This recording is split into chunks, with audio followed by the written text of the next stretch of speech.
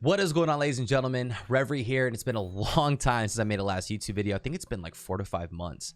But yeah, man, to give you guys a TLDR, I've been locked down doing the ranking grind, so I still play WoW. I still play my Druid. For those of you that haven't been to this stream, I've still been playing quite a bit. But that we'll save the ranking grind and the recap for a different video. Today's video is going to be in regards to probably one of the most frequently asked questions that I get in my stream, which is, Rev, how do I farm gold as a Druid?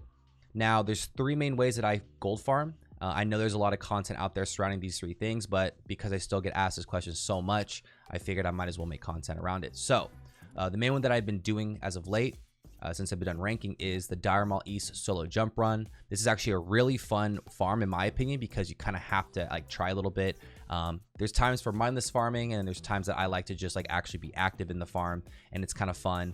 But some people don't like it. I think it just depends on who you are. So there are not a lot of classes out there that can do this solo, so I think it's pretty cool that Druids can do it. But without further ado, let's go ahead and hop right into it.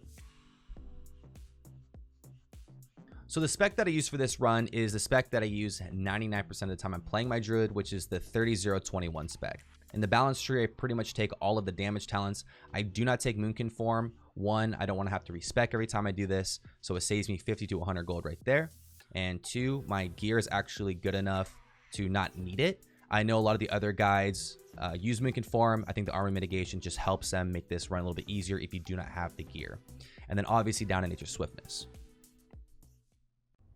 Okay, now onto the run itself. Now keep in mind, guys, this isn't my best run ever. I do have the high warlord stuff, so I have the warlord helmet, choker of enlightenment, the warlord shoulders, saffron drape from Ani, the warlord chest piece, dryad wrist bindings from Exalted Warsong Gulch, taunt dragon hide gloves, cenarian belt, cenarian legs, general boots, band of sulphurous, dragon slayer signet, briarwood reed, and essence of pure flame. I use obviously the high warlord spellblade in the offhand. I currently have skull of impending doom equipped for movement speed, so let's go ahead and start it off. So the first thing I do is I actually use sprint early on. You want to kind of jump in between the lashers right here and the elite lasher on the other side of this tree. You shouldn't be able to aggro anything here if you're level 60. And you want to watch out for these packs of treants. They can aggro, but there are 4 packs you need to avoid. I passed 2 so far, passing this 3rd one. It's important that you don't get hit by these. If you need to stealth through, you can. Sometimes you can get RNG, you can just run straight through, and that can save some time. And there's this last pack that's kind of patting through here on the other side there. And as you can see, my health is going down because I use the Skull Impending Doom. I heal myself up here. Now, a lot of people, if you want to save some time, you don't have to kill some of these satyrs. I personally like killing them. I don't really have any trouble with them by any means. It does, like I said, add some time on. But what's nice is that it can drop things like demonic runes, rune cloth, fell cloth if you like that, and you know, some silver here and there. But I like it just for the demonic runes in itself. I actually can do enough of these runs where I never have to actually go out and actively farm or buy dark runes or demonic runes, and I just get whatever I need for raid just by killing these satyrs. So I kind of like killing these, and you know, just keep moving on. Oh, there you go, right there, demonic rune. So there are 2 spawns, the one that Pats that I just killed, and this one in the corner. Sometimes one in the corner is not there. Like I said, it just depends on the RNG. I don't really know this place all that well. I don't know if this guy spawns somewhere else or whatever. But like I said, there is a way you can kind of aggro this guy and jump on the pillar right there next to him. But like I said, I don't mind killing them because I do like what you get from them. So, and it's possible to get a green or 2 as well, so maybe helps the gold farm, but mainly for the demonic rune, which is nice. To kill these efficiently, this is why I use the essence of pure flame trinket. It just helps because they are daggers, they attack pretty fast, just a little extra damage, kill them a little faster. I do use things like bark skin and to prevent pushback, and I just keep the dots on them as I kill them.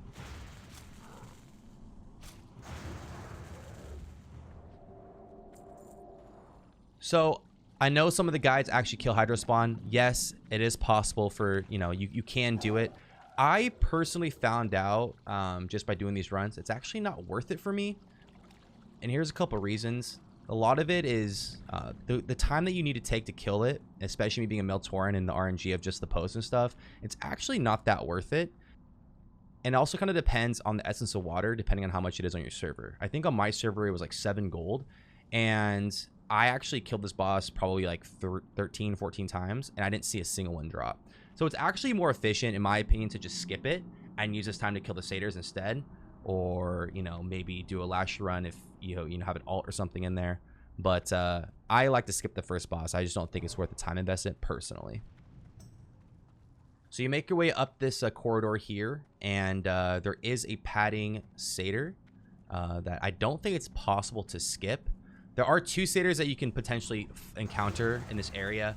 One of them you can skip. He pads all the way outside of this corridor, and then there's one that just kind of stays in this. And I think you have to fight this one, I think.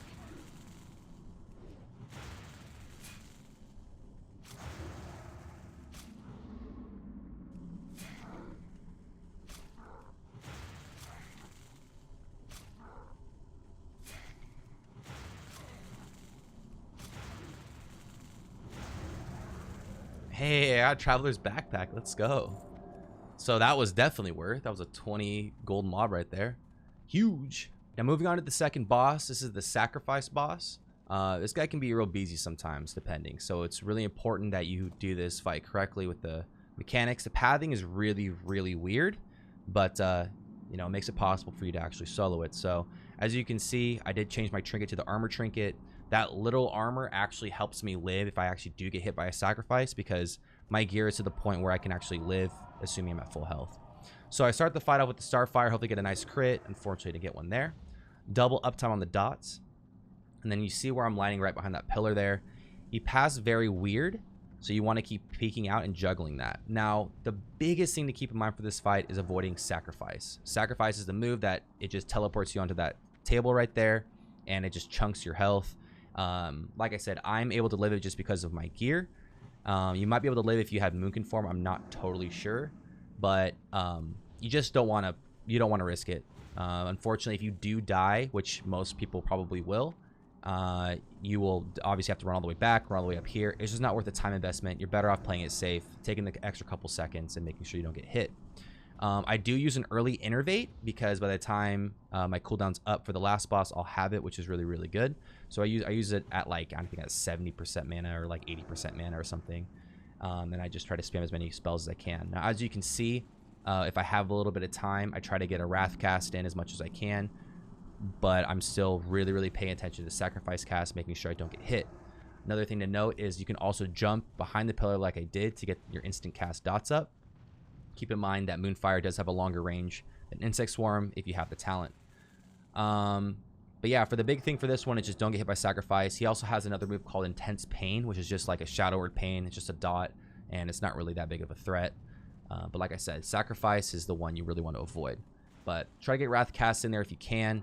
If not, play it safe and use the innervate early.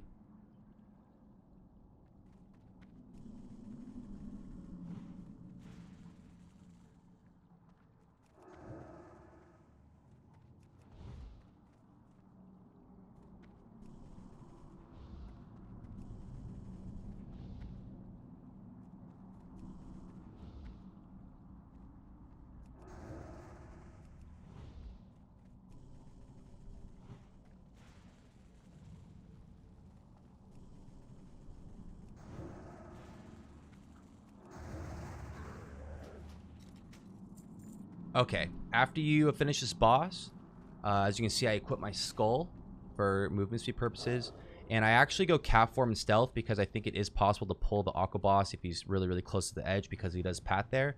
So when you jump off, just go cap form and stealth real quick. Once you're in the clear, you're good to go. And then now I think I equip my nifty stopwatch here just for movement speed, just to get through here.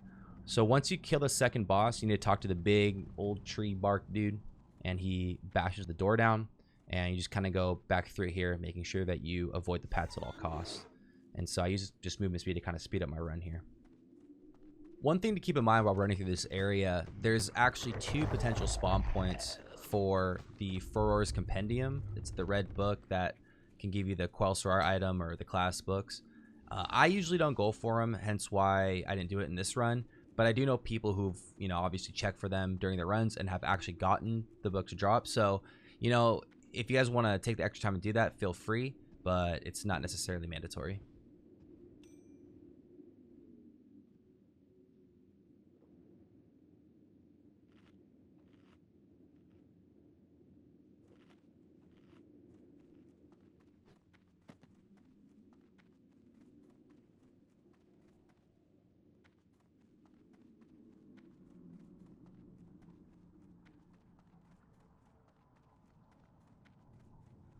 Okay, so as you come out of this corridor, keep an eye out for one of the big tree protector guys. There is one that pats across the way, and they have like a super long aggro range. So as I come out of here, I kind of peek. If you do see him, you can just go into cat form and stealth. But if you're not in stealth, they will aggro from really far away, and you have to like reset them. It just wastes time. So you go cat and you go stealth, and you kind of go under this root onto this rock. You can kind of fit through there. And then from there, you just jump onto the ledge. And then you kind of aim yourself that when you drop down, you kind of drop down this little upper ring here. I heal myself up and kind of position yourself so you don't aggro the boss. As you can tell, I have my AGM trinket on. It just helps mitigate some damage. If you have it, great. If you don't, it's all good. You don't need it. But it just makes it so I don't have to heal myself quite as much because he has a really nasty dot that hits you. I start the fight with a Starfire and a Moonfire. And if you guys can tell, so he has this move called Wither, I think it is, which is this dot. It hits you pretty hard. But as you can tell, you just jump on the rock and jump on the ledge, and that's how you kind of juggle him. Try to keep uptime on your dot as much as possible. Now, as you can tell, I kind of position myself in this corner here, this little corner of the ring. And what you can do is if you start your Starfire cast in that corner, as soon as he runs up on that little ledge, by the time he wraps around, you can actually get your Starfire cast off. So you don't really waste any time because 3.5 seconds, so you see right here. So right about here, I start the cast. And then by the time he wraps around, I can get a hit off. So kind of maximizing the damage as much as you can, but still juggling him as well.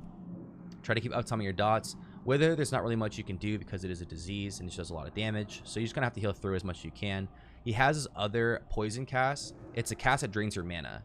And so you just wanna, abolish that poison as quick as possible. You wanna wait till the cast actually goes off on you and then use it. It'll get rid of it instantly.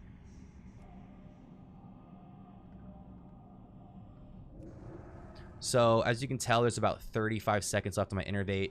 Ideally, you want to wait that to come up, but I don't think I wait here. I think it just comes. Yeah, so what happens is when it gets about 50%, the imps bust through the door. You want to be on the upper part, but you can kind of juggle it like I did. And what it kind of does, it kind of just keeps them all in a clump. Now, as soon as the imps are further away, I sprint onto the reset point right here. Now, sometimes, so this is a big thing to keep in mind. I don't know if it's because of Mail Torrent, but sometimes it can bug out. I think here it goes smoothly. I will show you what can happen and what you to do here. But if you get out of combat, you just hit stealth, and eventually they'll just reset. Like right now, they're just kind of staring at me, but I am in stealth. So after a few seconds, they'll just reset to the boss, and you can make your way through to the Rich Thorium Veins. Make sure to not come out of stealth too quickly because these guys also have an insane aggro range. Kind of be up further in the cave here before you come out of stealth. So, and then once you get here, you just mine the Rich Thorium Veins, and hope you get an Arcane Crystal.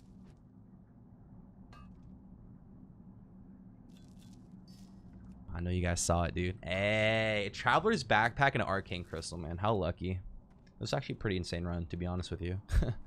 But, so I think I ended up finishing this run in under 12 minutes. All said and done, but you could easily I could get that down probably another minute or half or so, but if I avoid satyrs, had better pathing and all that good stuff. But for a solo druid, it's still a pretty good farm. But yeah, you can also get up to 3 nodes. That one was only 2, but it did get an Arcane Crystal, so I'm not too mad about it.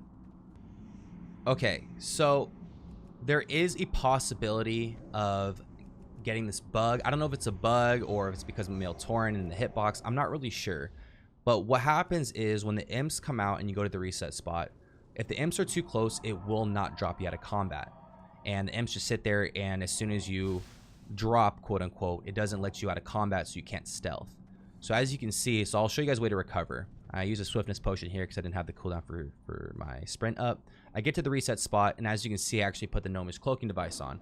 Now what happens is, if you don't get out of combat fast enough, the imps run to the reset spot, but you don't actually drop combat to go in stealth, which happens right here. So I dropped, so if you guys saw, I went in stealth, but it pulled me back out. Now what happens here is I wait a little bit to see if it, hopefully can let me drop again, but the imps do not drop combat here. And it's quite unfortunate, but it's not the end of the world. So what you can do as a druid, if this does happen to you, is you can use Hurricane. Now, you guys can't target these up here. If they use Moonfire or any of those spells, it will evade. But for some reason, you can Hurricane them, and it does actually kill them. All right, ladies and gentlemen, that is it for this video. I hope you guys enjoyed it, and I hope it answers at least some of your guys' questions. If you guys did enjoy it, man, make sure to drop a thumbs up on there, man. It helps me out so much. And also, too, if you guys can drop a sub, it means the world to me. We're back. We're making content, and it feels so damn good. Also, guys, I do stream on Twitch. Come on by. I love to have you. If you have any questions about Druid or WoW or real life, it's just a good place, a good time to hang out. Drop a follow if you like it. And that is it for this video, man. I hope you guys enjoyed it. It feels good to be back. Feels good to be making Druid content, and plenty more to come. Have a good one. Peace.